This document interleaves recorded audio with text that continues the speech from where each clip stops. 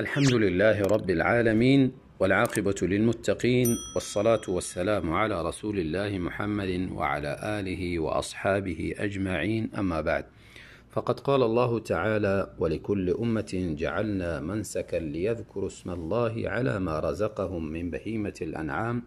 وقال صلى الله عليه وسلم: ما عمل ابن آدم يوم النحر عملا أحب إلى الله من هراقة دم، رواه الترمذی و ابن ماجه.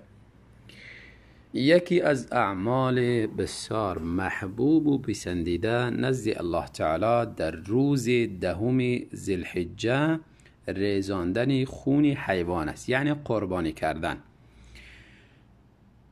قسمی که حدیث تصریح کرد.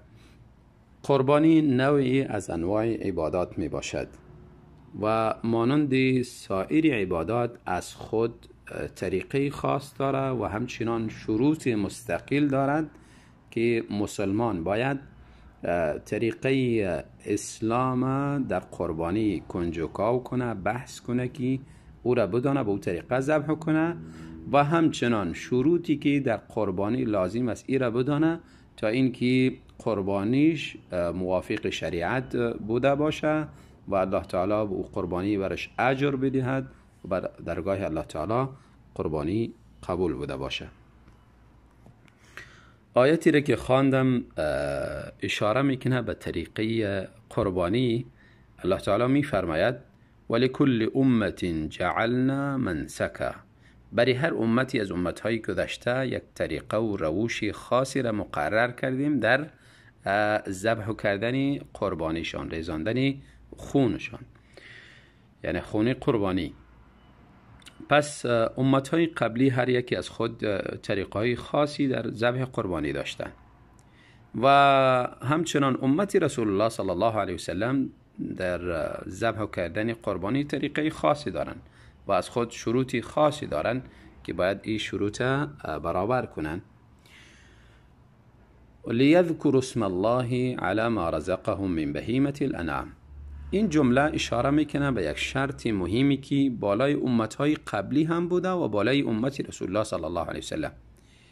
یعنی هدف از قربانی مشخص است که قربانی نوعی از انواع عبادت است و این قربانی باید فقط به نام الله تعالی بوده باشه، خالص برای الله تعالی بوده باشه و این شرطی اساسی است که اگر قربانی به نام غیر الله بود، باز او از قربانی به نام ذبح غیر الله تبدیل میشه، از عبادت به شرک تبدیل میشه، از ثواب به عذاب تبدیل میشه، از این که انسان به پروردگار نزدیک بسازد، از این به دوری الله تعالی تبدیل میشه که انسان از الله تعالی بسیار فاصله میگیرد، دور میشود، از اینکه مورد رحمت الله تعالی قرار بگیرد مورد غضب الله تعالی قرار میگیرد.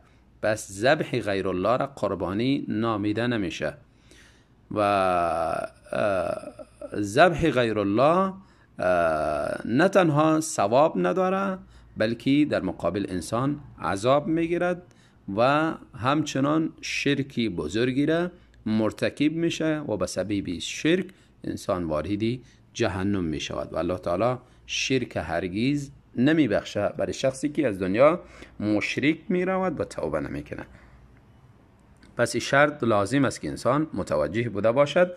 الله تعالی تأکیداً امر می کنه پیامبر خدا: قل ان صلاتی و نسکی و محیای و مماتی لله رب العالمین.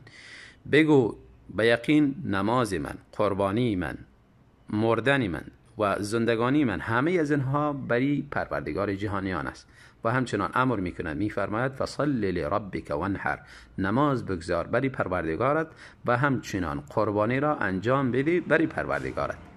و در این آیت میفرماید: یذکر اسم الله علی ما رزقهم من بهیمة الانعام. یعنی هدف از قربانی این است که تا اینکه نام الله را بیان بیارن، نام الله را بلند کنند در وقتی ذبحی حیوانی که الله را برشان رزق مقرر کرده. پس این شرط در امتهای قبلی هم بوده و در امتی رسول الله صلی الله علیه وسلم هم لازمی است که قربانی خالص برای پروردگار بوده باشد. شرط دوم برمیگرده به حیوان. حیوانی را که انسان ذبح میکنه از جمله حیواناتی بوده باشه که شریعت او را در قربانی تعیین کرده. اینجا آیت قرآن اشاره میکنه من بهیمة الانعام. بهیمة الانعام مفسرین نوشته میکنن که مراد شتر، گاو، گوسفند و همچنان بز. در قربانی باید همین نوع حیوانات بوده باشه. گاو از خود انواعی داره. شتر همچنان شتری که 2 کوهان داشته باشه یا 1 کوهان داشته باشه و همچنان بز از خود انواعی داره. گوسفند از خود انواعی داره. همه از اینها در تحتی از اینها شامل است، داخل می شود. شرطی مهمی دیگر در حیوانات تحدید سن است که شریعت سن تحدید کرده در هر یکی از این حیوانات. گوسفند 6 ماه را تکمیل کرده باشه، بز 1 ساله، گاو 2 ساله و همچنان شتر 5 ساله. اگر از این عمرها خرد بود باز در قربانی قبول نمی شود. درست است که در مهمانی یا دیگر برنامه هایی که انسان میگیره ذبح کن اشکالی نداره، لکن به نام قربانی قبول نمیشه. شرطی مهمی دیگری همچنان برمیگرده به حیوان. حیوانی را که انسان ذبح میکنه از عیبه هایی که شریعت او را عیبی واضح معرفی کرده از او عیبه ها سالم بوده باشه. از جمله کور، یعنی کوری واضح نباشه، کوری که کاملا کور باشه یا اینکه دیده نمیتونه راه درست، یعنی کوریش واضح بوده باشه، درست نیست که انسان ایران قربانی کنن. و همچنان مریضی واضح نبوده باشه، مریضی که علائم مریضی در حیوان دیده میشه، خورده نمیتونه و راه رفته نمیتونه و حیوان دیده میشه که از بدن از خون بیرون میشه، از بدن از اسهال است، مثلا پاروش بیرون میشه، یعنی علائم مرض داری درست دیده میشه، واضح دیده میشه، این حیوان درست نیست که ذبح شود. و اما مرض هایی که داخلی بوده باشه انسان از او اطلاعی نداشته باشه باز اشکالی ندارد. همچنان در تحت مریضی دیوانگی هم شامل میشه. حیوانی که دیوانه باشد درست نیست که ذبح شود. عیب مهمی دیگر این است که حیوان پا شکسته نباشه. برابر است که از مادر پا شکسته آمده باشد یا اینکه کسی زده باشه با چوب یا با سنگ پاش شکسته باشه یا خودش از جای افتیده باشه پاش شکسته باشه. المهم هر حیوانی که پاش شکسته باشه یا دست شکسته این درست نیست که ذبح شود. و عیب مهم دیگری این است که حیوان لاغر نبوده باشه زیاد. پس وقتی که حیوان لاغر باشه درست نیست که ذبح شود. و همچنان از جمله عیبه ها حیوان جلاله نباشد. حیوان جلاله یعنی حیوانی که کثافات انسان و مرداری انسان میخوره. این حیوان درست نیست که ذبح شود تا وقتی که روزه های محدد بسته نشود و او روزه ها را تیر نکنه. گفته شده در گوسفند و بز 10 روز و گاو 20 روز و شتر 40 روز، یعنی بعد از اینکه روزه ها را سپری کرد در بند باز درست است که ذبح کنند. بعضی عیبه های دیگری هم اضافه شده که عیبه ها اگر باشد، اگر او عیبه ها نباشد بهتر است. اگر باشه کدام عیبی مهم نیست مانی ذبح نمیشه. از جمله شاخ شکسته و همچنان گوش بریده و همچنان دم بریده و همچنان دندان ریخته، اینها شرط عیبه هایی است که زیاد مهم نیست، یعنی مانی ذبح نمیشه. اگر نباشد بهتر است، یعنی حیوان سالم از این عیبه ها باشه، انسان حیوانی را برابر کنه که از این عیبه ها سالم باشه بهتر است. یکی از شرط های مهمی دیگری برمیگرده همچنان به حیوان ایست که انسان حیوان در ملک انسان بوده باشه یا این که در ملک شخص دیگری بوده باشه، او شخص اجازه داده باشه که از این ملکی از این مالی از این استفاده شود و اجازه بدهد که ذبح شود و در این صورت مشکل نیست.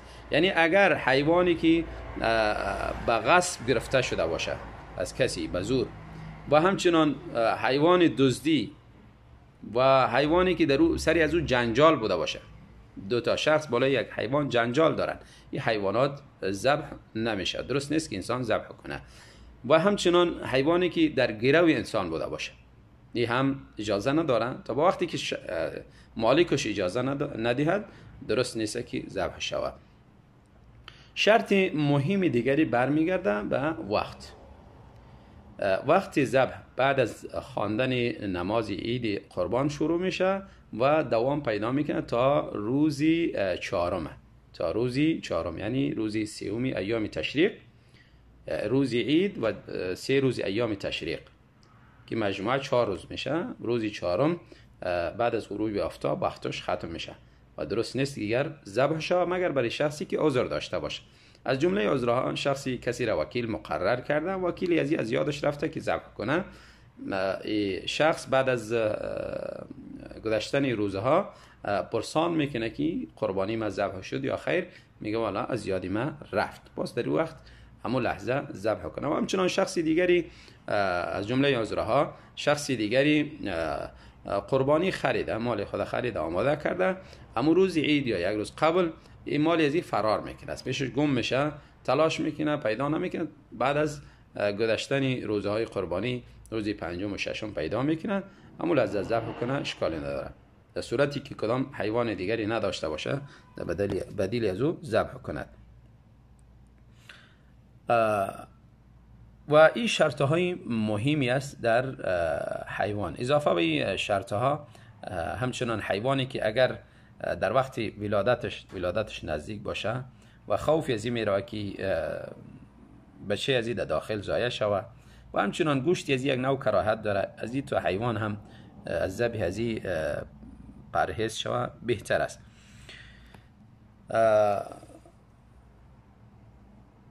طریقه ذبح کردن قربانی، حیوانی را که این مواصفات ذکر شد وقتی که حیوان انسان آماده میکنه و روزی موعدی ذبح میرسد، بعد از اینکه نماز میخونه قربانی را آماده میکنه، بهتر است که انسان خودش به دست خودش ذبح کنه. اگر خودش نتونست در جایی که ذبح میشه پول میده کسی دیگری ذبح کنه هم درست است، یا این کسی دیگر را وکیل مقرر میکنه او ذبح کنه هم اشکال ندارد. چاقو را آماده میکنه یا کارد، مهم است که کارد باید تیز بوده باشه. رسول الله صلی الله علیه وسلم امر کردن ولیحد احدکم شفرته، چاقوی خود یا کارد خود باید تیز کنه، برابر است که چاقو باشه، کارد باشه، هر آله دیگری که قطع میکنه و آله‌ای که ذبح میکنه مهم تیز بوده باشد. و باز حیوان به طرف چپ میخواباند، رو به طرف قبله و پای خدا بالای چهره حیوان میگذاره و یک دست چپ حیوان قائم میره و با دست راست بسم الله الله اکبر گفته حیوان ذبح میکنه. در ذبح مهم چند چیز است که باید ایره قطع کنه، از جمله حلقوم اما پایپی را گفته میشه که هوا را داخل و بیرون میکنه، پایپی تنفسی. و همچنان مری امو پایپی را گفته میشه که غذا را داخل میکنه، آب و نان و همه علف و چیزا را داخل میکنه و معده میرسونه، این قطع شود. و همچنان ودجان ذکر است در احادیث، یعنی 2 تا رگی که در اطراف حلقوم است، این رگها هم قطع شود بهتر است. و بعضی علما 2 تا اول لازم دانستن و دومی را و یعنی رگها را اگر قطع کنه بهتر است، اگر قطع نکرد اشکالی ندارد. و این از طریقه ذبح کردن. بعد از ذبح کردن حیوان پوست میکنه و گوشتی از را بهتر است که تقسیم کنه و این تقسیم ها فرق میکنه حسب احتیاج مردم و حسب احتیاج خودش. اگر خودش محتاج بود درست از همه مال خودش استفاده کنه، اگر خودش زیاد به گوشت ضرورت نداشت و همچنان اطرافش مردمای مسکین و فقیر دیگری بودن که اونها به گوشت ضرورت داشتن نداشتن، درست است که مستحب بهتر است بلکه از این گوشت به اونها هم چیزی سهم بدهد.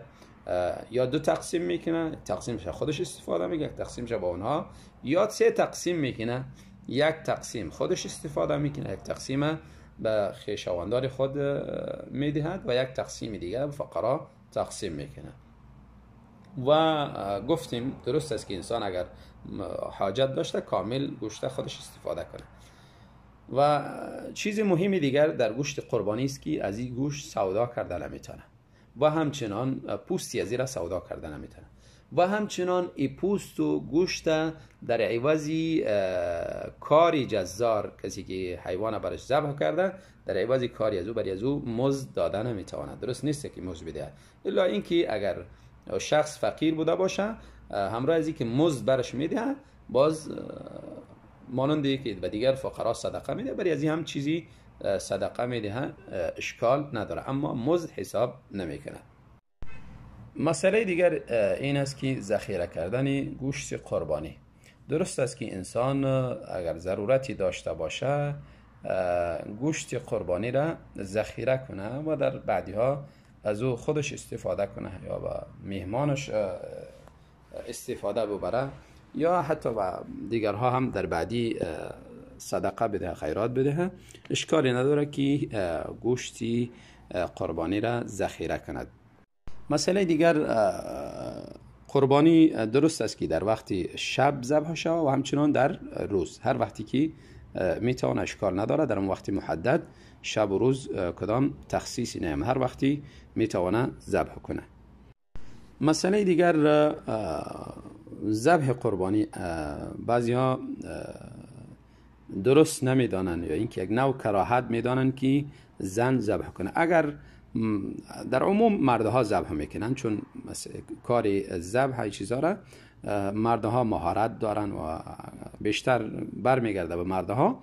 اگر موقعی برابر شد که زن ذبح کنه کدام اشکالی نداره، ذبح زن حلال است و درست است انسان از او استفاده کنه و زن درست است که قربانی خدا بکشد.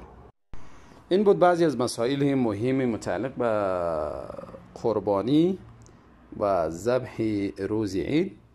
الله تعالی همه عبادات ما را خالص به راه خودش بگردانه و الله تعالی ما را به عبادت خود توفیق بدهد و مالی را که برای الله قربانی میکنیم الله تعالی او را از ما قبول کنه و توفیق اعمال نیکو را برمان در هر وقتی نصیب بکنه. بارک الله فیکم و تقبل الله منا و منکم.